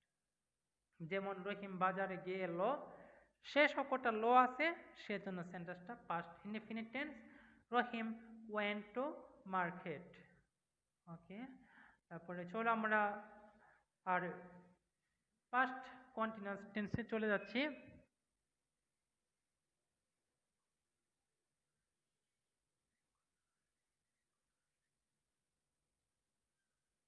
Past continuous tense আর আমরা বেশি সময় ইনশাল্লাহ আর প্রয়োজন হবে না, ইনশাল্লাহ 10 মিনিটের ভিতরে আমরা কমপ্লিট করে দিতে পারবো ইনশাল্লাহ। পাস্ট কন্টিনিউয়াস টেন্স, পাস্ট শব্দের অর্থ অতীত, কন্টিনিউয়াস শব্দের অর্থ বর্তমান অর্থাৎ চলমান।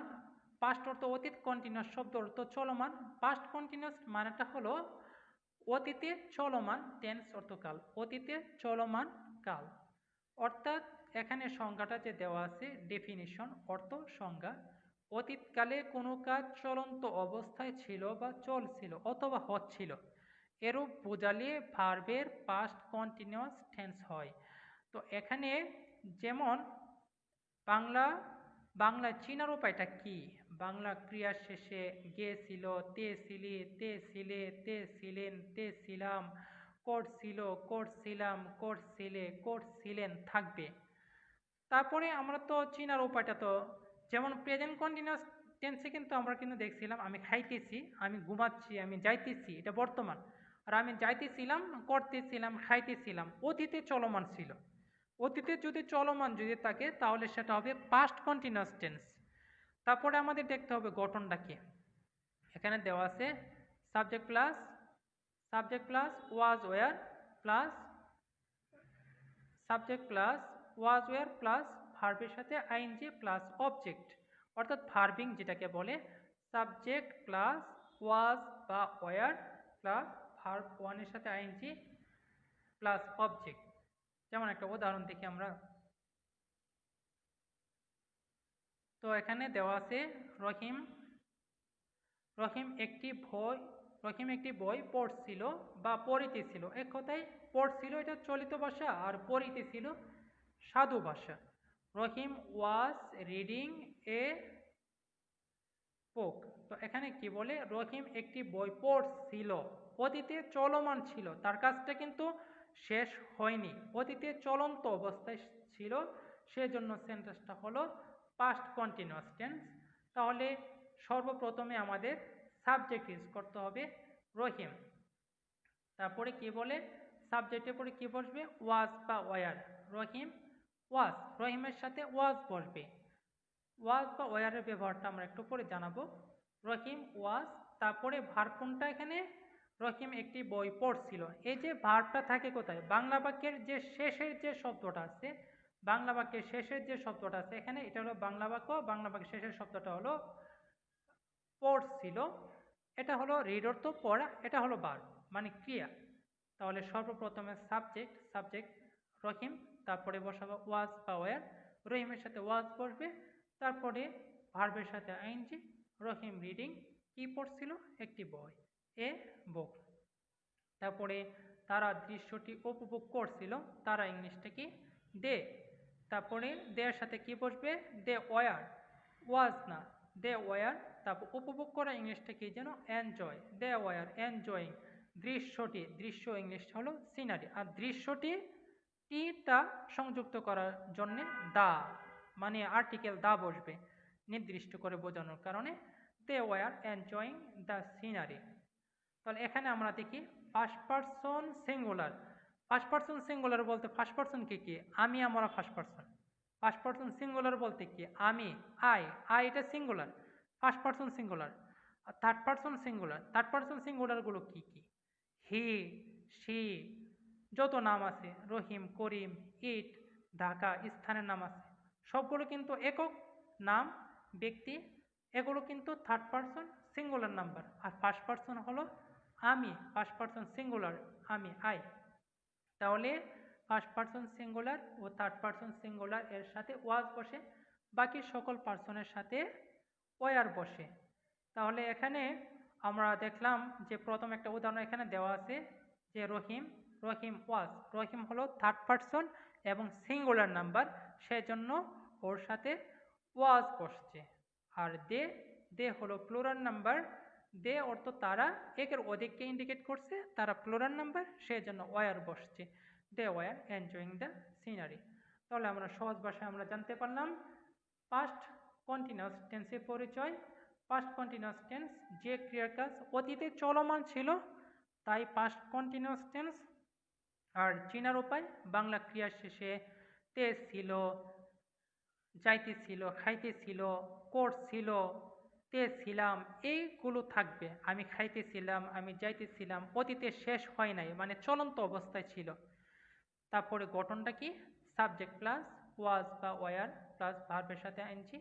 ওয়াজ বসবে ফার্স্ট পারসন সিঙ্গুলার ও থার্ড পারসন সিঙ্গুলার নাম্বারের সাথে, আর বাকি সবার সাথে ওয়ার বসবে। তাহলে আমাদের আরও কিছু শব্দ আছে যে শব্দগুলো থাকলে যে সেন্টেন্সটা হবে পাস্ট কন্টিনিউয়াস টেন্স, যেমন দেন অর্থ তখন, এট দ্যাট মোমেন্ট ওই সময়, এট দ্যাট টাইম ওই সময়, week month, at that time week month day ইত্যাদি, অর্থাৎ at that week, at that month, at that day, এই শব্দগুলো থাকলে সেন্টেন্সটি হবে পাস্ট কন্টিনিউয়াস টেন্স। যেমন এখানে Rahim was going to school then, এই সেন্টেন্সটা কোন টেন্স হবে বোঝার উপায়টা হলো দেন যে শব্দটা আছে এখানে, দেন যে শব্দটা আছে, দেন শব্দটা থাকার কারণে সেন্টেন্সটা হলো পাস্ট কন্টিনিউয়াস টেন্স। তো রহিম ওয়াজ, দেন থাকলে আমরা সেন্টেন্সটা বুঝবো পাস্ট কন্টিনিউয়াস টেন্স। তারপরে আমাদের ধরতে হবে পাস্ট কন্টিনিউয়াস টেন্সের গঠনটা কি, সাবজেক্টের পরে রহিম বসাইলাম, তারপরে ওয়াজ বা ওয়ার, রহিমের সাথে ওয়াজ পড়বে, ভার্বের সাথে N G, Rahim was going to school. Then তারপরে এট দ্যাট মোমেন্ট, সেম উদাহরণ, at that moment he was reading a newspaper. Past perfect tense, এটা আমরা পরে আলোচনা করব, এটা তেমন একটা ইম্পর্টেন্ট না, আমরা গঠনটা শুধু জানবো। পাস্ট পারফেক্ট টেন্সের শুধু গঠনটা শুধু জানলে আমাদের চলবে ইনশাল্লাহ। পাস্ট পারফেক্ট টেন্সের যে গঠনটা আছে, subject plus had plus V3, মানে পারবে 3 নাম্বার ফর্ম প্লাস অবজেক্ট, এটা সম্পর্কে আমাদের তেমন আলোচনা না করলে চলবে। লাস্ট, তোমাদের আর সময় নষ্ট করব না, লাস্ট টেন্সে আমরা চলে আসছি, ফিউচার ইনডেফিনিট টেন্স।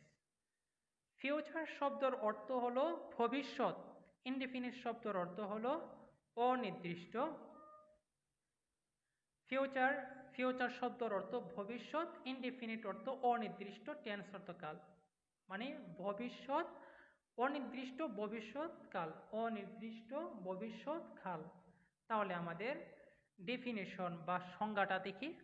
ভবিষ্যৎকালে অনির্দিষ্টভাবে কোনো কাজ সংগঠিত হবে বোঝালে ভার্বের ফিউচার ইনডেফিনিট টেন্স হয়। বাংলা চেনার উপায়টা দেখো, বাংলা ক্রিয়ার শেষে কি কি থাকে? ব, বি, বেন, বা, বে বাংলা ক্রিয়ার শেষে থাকবে। তারপরে আমরা দেখি গঠনটা কি, এখানে চেনার উপায়টা চিনলাম, বাংলা ক্রিয়া শেষে ব, বি, বে, বেন এগুলো থাকবে। তো আমাদের গঠনটা কি? গঠনটা হলো সাবজেক্টের পরে শেল বা উইল বসে প্লাস মূল ভার্ব বসবে। এখানে ভার্বের সাথে 1 নাম্বার না 2 নাম্বার, সবসময় ভার্বের 1 নাম্বার ফর্মটা বসবে। ভার্বের সাথে এস, ইএস, ইডি কোনো ফর্মই বসবে না, মূল ভার্বটাই আমাদের ইউজ করতে হবে এখানে। তাহলে এখানে কিন্তু দেওয়া আছে শেল বা উইল, কখন আমরা শেল ইউজ করব, কখন আমরা উইল ইউজ করব, একটু দেখে নিচ্ছি। ফার্স্ট পারসন, অর্থাৎ ফার্স্ট পারসন বলতে আমরা কি বুঝি? আই, উই, এর সাথে সাধারণত শেল বসে, কিন্তু উইল ফার্স্ট পারসন সহ সকল পারসন এর সাথে বসতে পারে। তাহলে তো আমাদের সহজ একটা উপায় বের করে দিচ্ছি, আমরা শেলের আমাদের ব্যবহার করার কোনো দরকারই নেই। আমরা সবসময় উইল ব্যবহার করব। I will, he will, she will, যে কোনো পার্সন হোক, যে কোনো ব্যক্তি হোক, যে কোনো স্থান হোক, সবার ক্ষেত্রে আমরা উইল শব্দটা আমরা ইউজ করব। উইল অক্সিলারি ভার্বটা আমরা ইউজ করব এখানে, শেল আমরা ইউজ না করলে চলবে। তাহলে সাবজেক্ট প্লাস উইল প্লাস মূল ভার্ব। তাহলে আমরা চলি, কিছু উদাহরণ দেখি আমরা এখানে।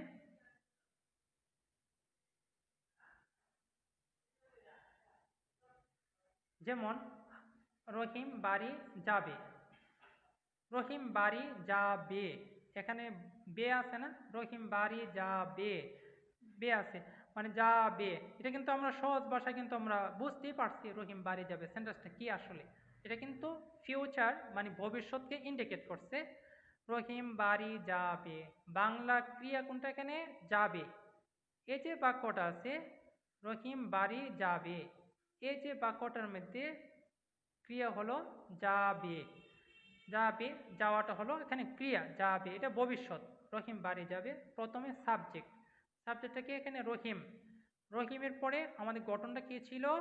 সাবজেক্ট প্লাস শেল বা উইল প্লাস মূল ভার্ব, ভার্বের 1 নাম্বার ফর্ম আমাদের ইউজ করতে হবে। তাহলে রহিম সাবজেক্ট, তারপরে কি বসাতে হবে? উইল, রহিম উইল, তারপরে ভার্ব কোনটা? যাবে, যাওয়াটা হলো এখানে ভার্ব, ভার্ব মানে ক্রিয়া থাকে বাংলা বাক্যের শেষে। রহিম উইল গো হোম, হোমের পূর্বে তো টু বসবে না, এটা আমরা আগেই জেনেছি। আমরা ঢাকা যাব, তাহলে এই যে উদাহরণটা দেওয়া আছে, নিচে আরেকটা উদাহরণ দেওয়া আছে এখানে, আমরা ঢাকা যাব, we shall go to Dhaka, অথবা we will go to Dhaka. আমরা শেল ইউজ করতে পারি ফার্স্ট পারসনের সাথে, আর উইল সবার ক্ষেত্রে ইউজ করতে পারি।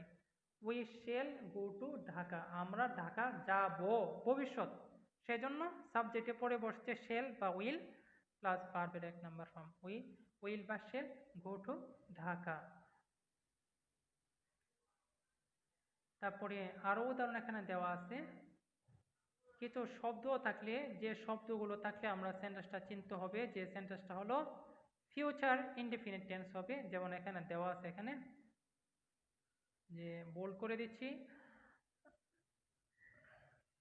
যেমন কোনো সেন্টেন্সে টুমোরো মানেটা হলো আগামীকাল, the next day, the following day, the next week, month, year, century, time থাকলে, অর্থাৎ the next week, the next month, the next year, the next century, the next time থাকলে সেন্টেন্সটি হবে ফিউচার ইনডেফিনিট টেন্স।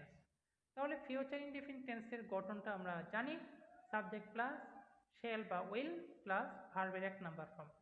এই যে সেন্টেন্সটা যে দিলাম আমরা, সেন্টেন্সটা দুইটা সেন্টেন্স এখানে দেওয়া আছে, দুইটা সেন্টেন্সের মধ্যে আমরা বুঝবো কিভাবে যে সেন্টেন্সটা ফিউচার ইনডেফিনিট টেন্সই শুধু হবে, অন্য কোনো টেন্স হবে না। এই যে এখানে যে একটা টুমোরো যে একটা শব্দ আছে, টুমোরো, টুমোরো শব্দের অর্থ হলো আগামীকাল। আগামীকাল নিশ্চয়ই এটা অতীত না, বর্তমানও না, এটা ভবিষ্যৎ।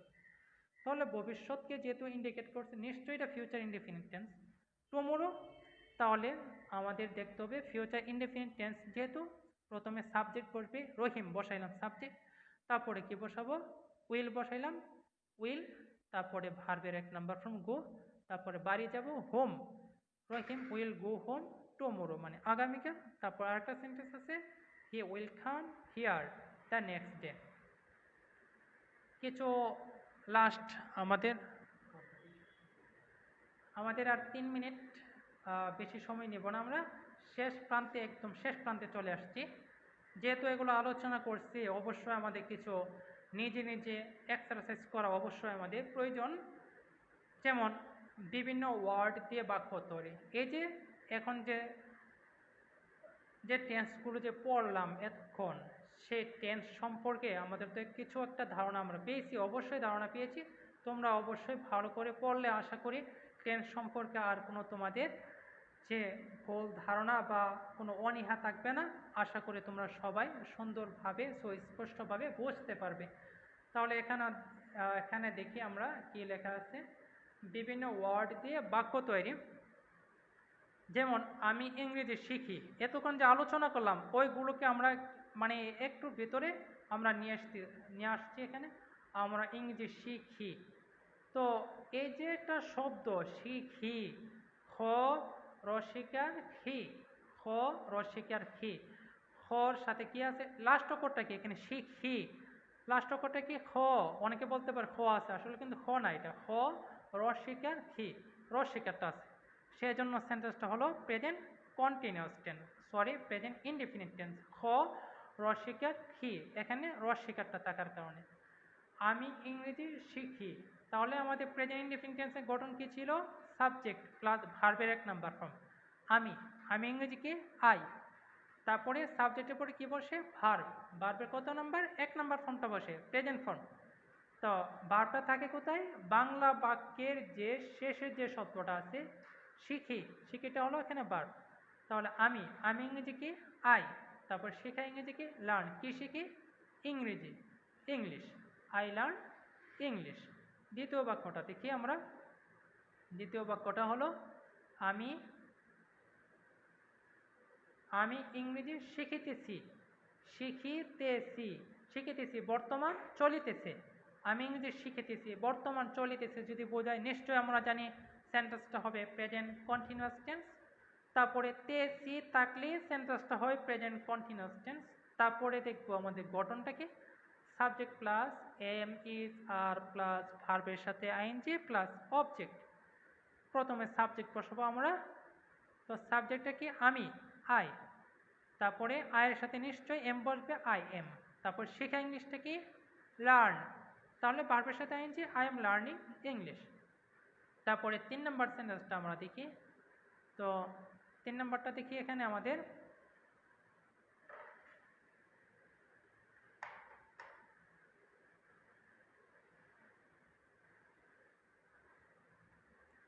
আমি ইংরেজি শিখলাম,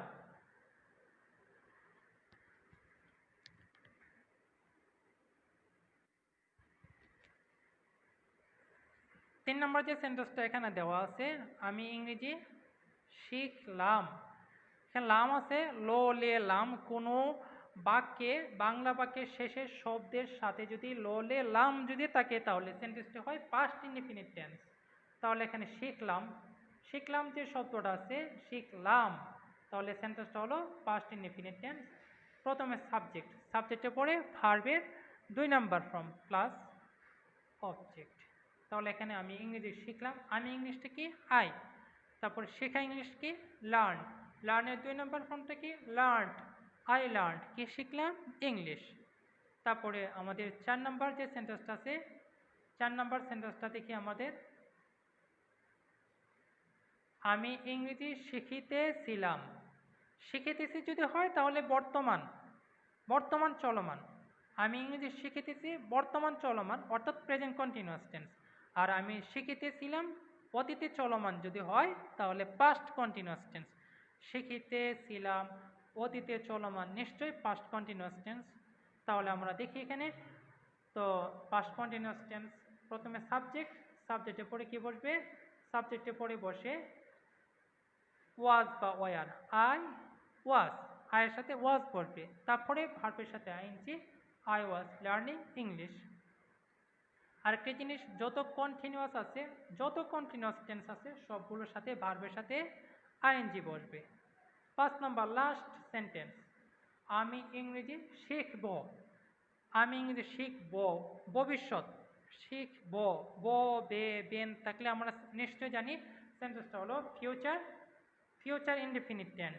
ফিউচার ইনডেফিনিট টেন্সের গঠনটা কি সাবজেক্ট প্লাস শেল বা উইল প্লাস ভার্বের 1 নাম্বার ফর্ম প্লাস অবজেক্ট। আমি ইংরেজি শিখব, আছে তাহলে এটা ভবিষ্যৎ। প্রথমে সাবজেক্ট বসাইলাম আই, তারপরে সাবজেক্টের পরে কি বসবে শেল বা উইল, আই উইল, তারপরে learn English, I will learn English.